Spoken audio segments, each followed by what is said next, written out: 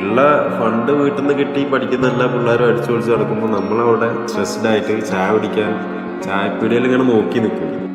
ചായ കുടിക്കണോ വേണ്ടേ, അല്ലെങ്കിൽ ഈ പൈസ നാളെ ബസ്സിന് കൊടുക്കണോ. Hi guys, it's me Afnas. മുഹ്സിനയൊക്കെ കുറെ ആയിട്ട് എന്നോട് എന്തോ ഒരു ക്വസ്റ്റ്യൻ ചോദിക്കണം എന്ന് പറഞ്ഞിരിക്കട്ടെ. എന്താണത്?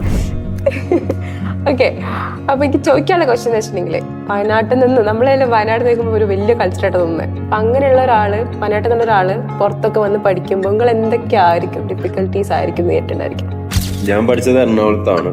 ഇവിടുന്ന് ഞാൻ ഡിഗ്രി കഴിഞ്ഞ് എറണാകുളത്തേക്ക് പോയ ടൈമിന് എൻ്റെ കയ്യിൽ പൈസ ഇല്ല, മനസ്സിലായോ? പൈസ ഇല്ല.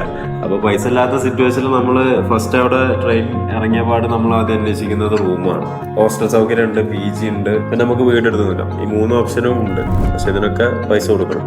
എന്തായാലും സ്റ്റേ വേണം. അപ്പൊ നമ്മൾ എന്തായാലും സ്റ്റേക്കുള്ള പരിപാടി നോക്കും. അതിനുശേഷം നമ്മൾ അടുത്ത് നോക്കുക ഫുഡിന്റെ ആയിരിക്കും.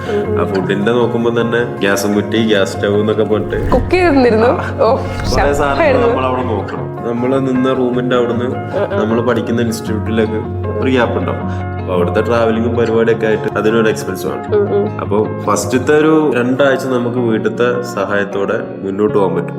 അത് കഴിഞ്ഞ് കഴിഞ്ഞാല് നമ്മൾ എന്താക്കണം, പൈസ തീർന്നു.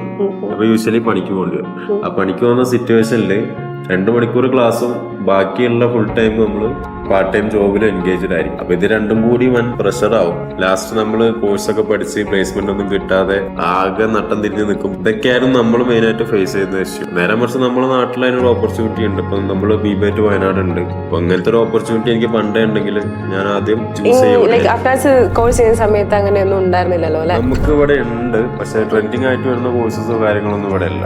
അപ്പൊ നമ്മൾ എന്തായാലും പുറത്തോട്ട് തന്നെ നോക്കണം. അപ്പൊ അന്ന് ഈ ഒരു സാഹചര്യം ഇവിടെ ഉണ്ടെങ്കിൽ നമുക്ക് ഇവിടെ തന്നെ ചെയ്യാവുന്ന കേസുള്ളൂ. വീട്ടിൽ പോയ ഉമ്മാന്റെ നല്ല ഫുഡ് കിട്ടും, വണ്ടിക്ക് ചെറിയൊരു എക്സ്പെൻസ് മതി, അത് ഉപ്പ തരും. ഉപ്പാക്ക് അത് വലിയൊരു പ്രശ്നമാവില്ല. പിന്നെ 6 മാസത്തെ കോഴ്സ് ആണെങ്കിൽ അത് പഠിച്ചിറങ്ങി എനിക്ക് പുറത്തോട്ട് പോവാണെന്നുണ്ടെങ്കിൽ ഞാൻ പ്ലേസ്ഡ് ആയിട്ടായിരിക്കും പോവാ. എനിക്ക് അവിടുത്തെ സാലറീഡ് ആയതുകൊണ്ട് തന്നെ ഈ പറഞ്ഞ പ്രശ്നങ്ങളൊന്നും ഉണ്ടാവില്ല. ബാക്കിയെല്ലാം ഉള്ള ഫണ്ട് വീട്ടിൽ നിന്ന് കിട്ടി പഠിക്കുന്ന എല്ലാ പിള്ളേരും അടിച്ചു പൊളിച്ച് നടക്കുമ്പോൾ നമ്മളവിടെ സ്ട്രെസ്ഡ് ആയിട്ട് ചായ കുടിക്കാൻ ചായപ്പീടിയിൽ ഇങ്ങനെ നോക്കി നിൽക്കും. ചായ കുടിക്കണോ വേണ്ടേ, അല്ലെങ്കിൽ ഈ പൈസ നാളെ ബസ്സിന് കൊടുക്കണോ. അങ്ങനെ കുറെ പ്രശ്നങ്ങൾ നമ്മൾ അവിടെ നേരിട്ടിട്ടുണ്ടായിരുന്നു. അതൊക്കെ തന്നെയാണ് അതില്.